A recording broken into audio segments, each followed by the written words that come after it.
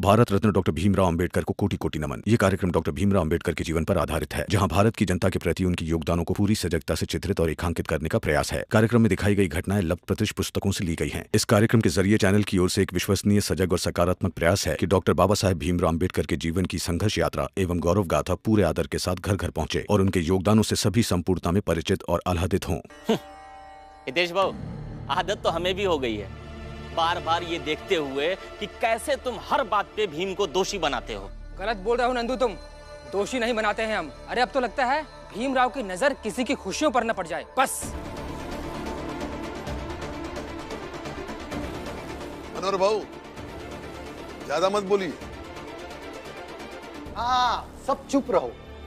बोलेंगे बस ये भीम, ये रमा और उसके समर्थक। ठीक है, खुश रहो, जा रहा हूं मैं। काका मेरी बात सुनिए।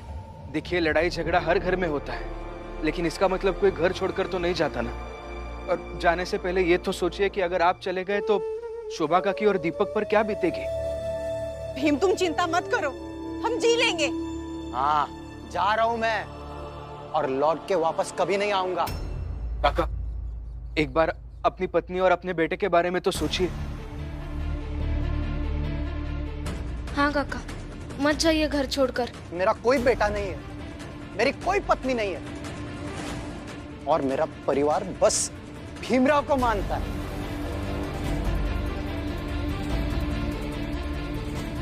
इसलिए जा रहा हूं मैं। आपको जाना है तो जाइए। काका रुक जाइए, ऐसे घर छोड़कर मत जाइए। जाने दीजिए इन्हें, चले जाइए आप। दीपक हाथ छोड़ो मेरा। नहीं भीम भैया, जाइए आप यहाँ से। काकी,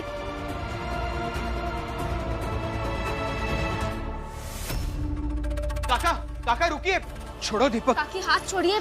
नहीं रमा, जब तक वो आदमी यहाँ से बहुत दूर चला नहीं जाता तब तक हम हाथ नहीं छोड़ेंगे, नहीं तो तुम दोनों उन्हें ले आओगे। मगर आपके परिवार के लिए उनका रुकना जरूरी है काकी।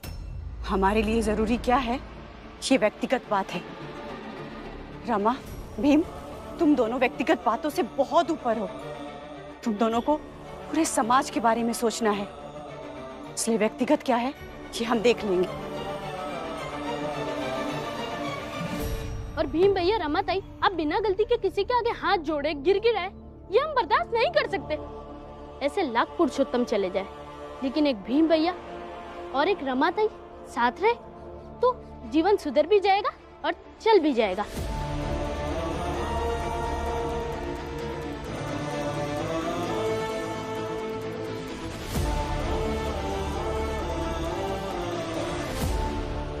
लेकिन दीपक, परिवार जीवन का एक बहुत बड़ा और महत्वपूर्ण हिस्सा होता है, और अगर परिवार ही बिखर जाए तो वो पूरा जीवन प्रभावित कर देता है। मेरा परिवार बिखरा ही था, बस उसे जबरदस्ती जोड़ने की कोशिश हम सब अपने अपने तरीके से कर रहे थे, क्योंकि परिवार बस सदस्य से नहीं बनता, परिवार बनता है प्रेम से, विश्वास से और उन कोशिशों से जब सब एक दूसरे के साथ में, सुख में, दुख में, चिंता में, परेशानी में साथ रहे। मगर मेरे पति और दीपक के पिता ने तो कभी ये कोशिश ही नहीं की। फिर उनका होना या ना होना, हमारे परिवार का टूटना कैसे हुआ भीम?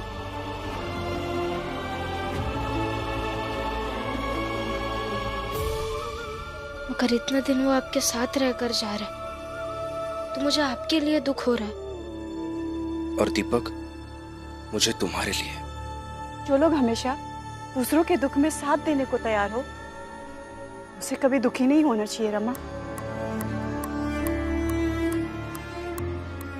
भीम भैया, अब आप काम पर जाइए। मेरे बाबा होते तो मेरा जीवन खराब करते। आप काम पर जाइए ताकि हम सबके लिए साफ दिखाया गया रास्ता बना सको। हाँ भीम, तुम काम पर जाओ।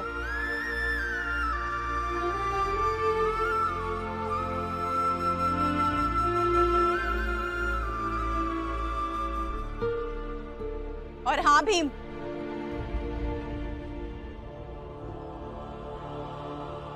तुम्हें मेरी कसम है, तुम मेरे पति को रोकने नहीं जाओगे।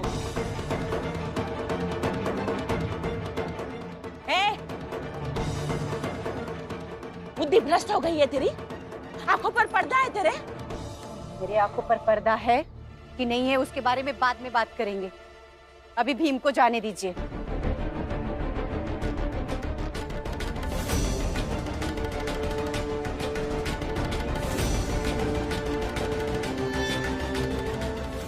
वैसे दीदी, शोभा के यहाँ आपके लिए फिर से जगह खाली हो गई है, चाहे तो जा सकती है यहाँ। जीजाबाई, तू मुझे इतना प्यार से रखती है कि तुझे छोड़कर जाने को मन नहीं होता है। हाँ, लेकिन तू मेरे साथ शोभा के घर रहने आएगी तो मैं भी आ जाऊंगी।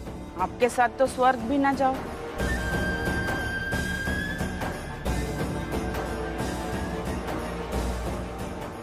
आओ आओ, आ जाओ।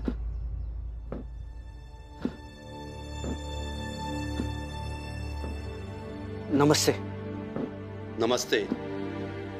वो हमने सुना है कि यहाँ काम करने के लिए कुछ लोगों की जरूरत है। सही सुना है। तो फिर हम सबको काम पर रख लीजिए। कल तक तो बहुत लोगों की जरूरत थी, मगर अब पूरी हो गई है। बस 2 जगह खाली है, हम सिर्फ 2 को ही काम पे रख सकते हैं।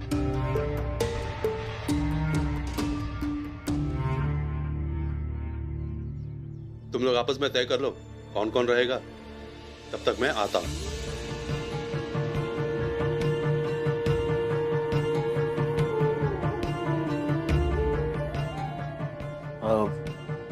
मैं और आनंद ये काम कर लेते हैं। नहीं बाला भैया, मुझे ऐसा लगता है कि करुणा भाभी और लक्ष्मी को यहाँ काम करना चाहिए। हम दूसरी जगह काम ढूंढ लेंगे ना। मगर फिर रमा। भैया आप संकोच मत कीजिए, करुणा दीदी और लक्ष्मी दीदी को ये काम करने दीजिए। मैं कहीं और ढूंढ लूंगी काम। नहीं रमा, तुम कर लो। नहीं दीदी, ये काम आप दोनों ही कीजिए।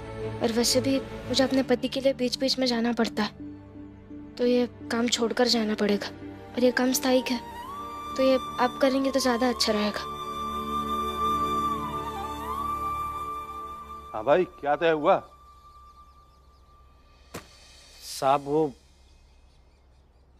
ये दोनों यहाँ काम कर लेंगे, हम लोग कहीं और ढूंढ लेंगे। ठीक है, चलो। अच्छे से काम करना।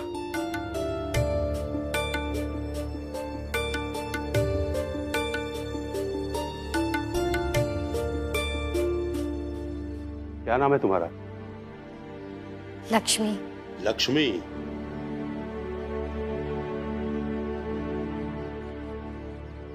सर, मैं अंदर आऊं? हाँ, आओ ना।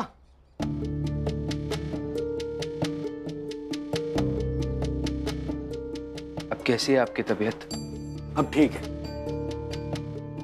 आज का एक दिन आराम कर लेते घर पे, कल से आ जाते ऑफिस। जैसी बातें तुम करते हो और जैसी बातें तुमने कल की थी, ऐसी बातें सुनकर मैं आराम कर सकता था भला क्या? काम करता हूं।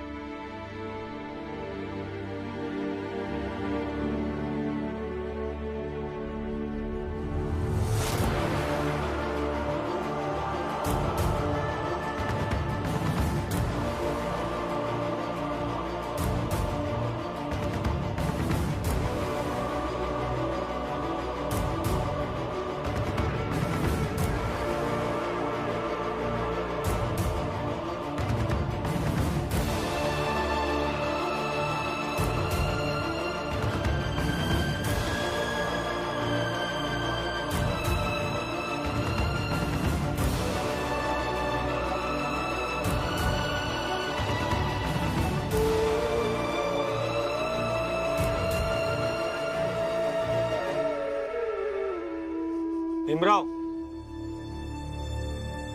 खड़े हो जाओ।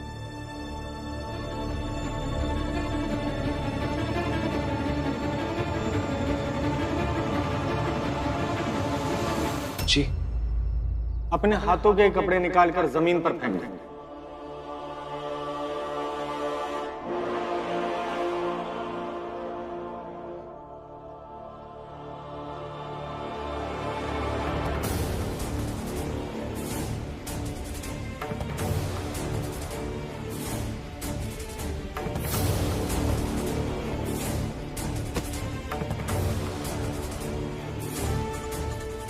लो इन्हें जला दो। जला दो? लेकिन इससे तो इसका नुकसान हो जाएगा सर। कुछ निशानियों का जल जाना ही अच्छा है। तुम करो, नहीं तो मैं कर दूंगा। अगर तुम्हें संकोच हो रहा है तो मेरा आदेश समझ के करो।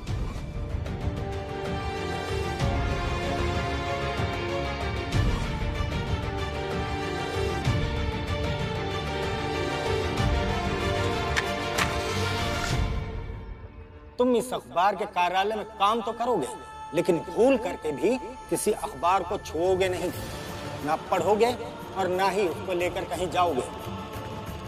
ये जितनी देर यहाँ काम करेगा खड़ा होकर काम करेगा और खाना पीना सब बाहर।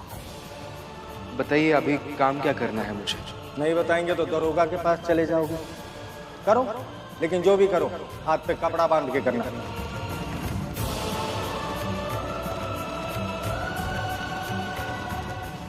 उठा लो, उठाओ और उठाते उठाते सोचो कि ऊंचे अधिकारी फैसला सुना सकते हैं, पर उस फैसले को लागू करेगा कौन? हम। और अब भी हम पल पल तुम्हें एहसास दिलाएंगे कि तुम निम्न जात के हो।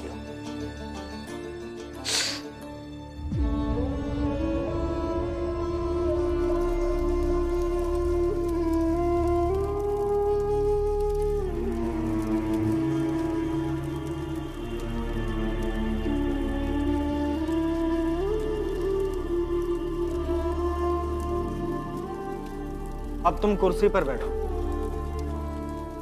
तुम्हें जमीन पर बैठकर काम करने की कोई जरूरत नहीं। अब से इस ऑफिस में जातिवाद नहीं होगा, सिर्फ काम होगा और तुम स्वतंत्र रूप से काम करोगे। जाओ कुर्सी पर बैठ जाओ।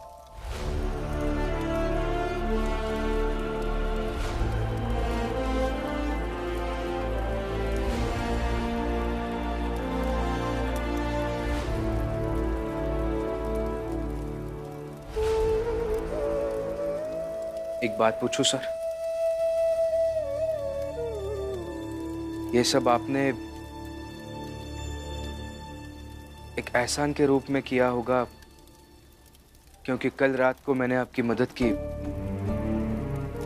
तो आप मत कीजिए, क्योंकि सम्मान और अधिकार सहज होना चाहिए, एहसान के रूप में नहीं। और आप सबके बराबर का होना ये अधिकार है हमारा। कल रात की घटना ने मेरी आंखों के सामने की पट्टी हटा दी और ये तुम्हें मैं अधिकार से दे रहा हूं। जाओ कुर्सी पर बैठो और काम करो।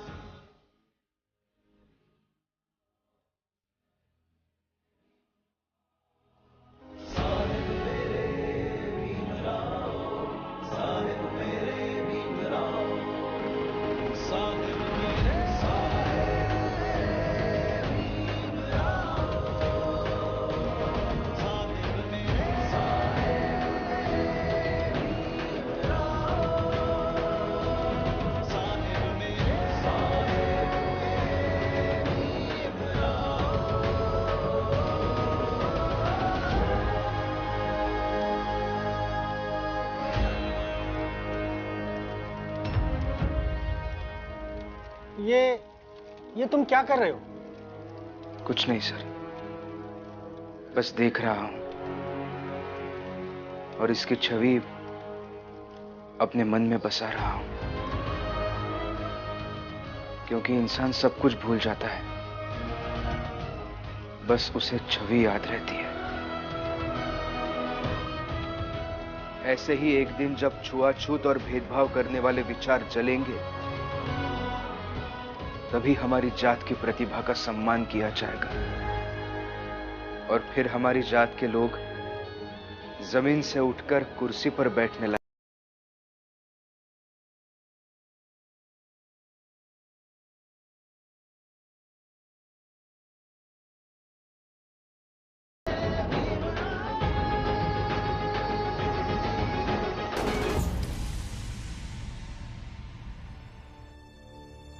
हो गया ही। किताब कॉपी रख लिए हो ना? हाँ ही, सब रख लिया। जाओ और खूब मन लगा करके पढ़ना, और स्कूल में किसी से भी झगड़ा मत करना। बहुत सारे लोग चिड़चिड़ करेंगे और बोलेंगे शादी बीच में ही रुक गई और बाप फिर से भाग गया। क्यों भाग गया, क्या हुआ, सब पूछेंगे। लेकिन तुम उनके सवालों पर ध्यान मत देना। एक बार पढ़ लिख कर बड़े बन जाओगे, सवालों के ये पत्थर तुम तक नहीं पहुंच पाएंगे। सफलता की इमारत जितनी ऊंची बनाओगे, लोगों के ताने कटाक्ष सब छोटे होते जाएंगे। हाँ, अब मैं मन लगाकर पढ़ूंगा, काबिल बनकर दिखाऊंगा। अब अपना दिमाग इधर उधर नहीं भटकाऊंगा। आपका और भीम भैया का सपना पूरा करूंगा। अरे आई, आप रो रही हैं? रो मत, मैं आपके आंखों में आंसू नहीं देख सकता, और मैं अब आपकी आंखों में आंसू आने भी नहीं दूंगा। आई, इन आंखों में पापा आंसू भरकर गए हैं ना, देखना एक ना एक दिन मैं इन्हीं आंखों में खुशियां भर दूंगा। ये मैं वादा करता हूं आपसे। आई,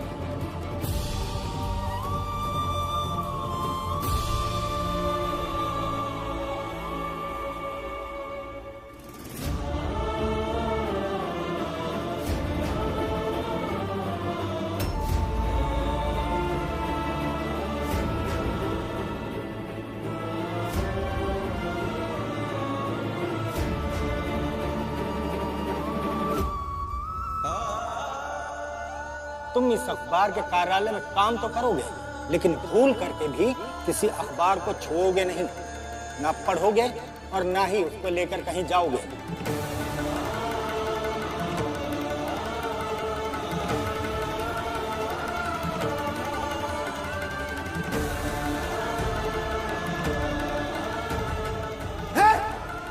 तुम्हारी हिम्मत कैसे हुई भीमराव हमारे अखबार के बंडलों को हाथ लगाने की?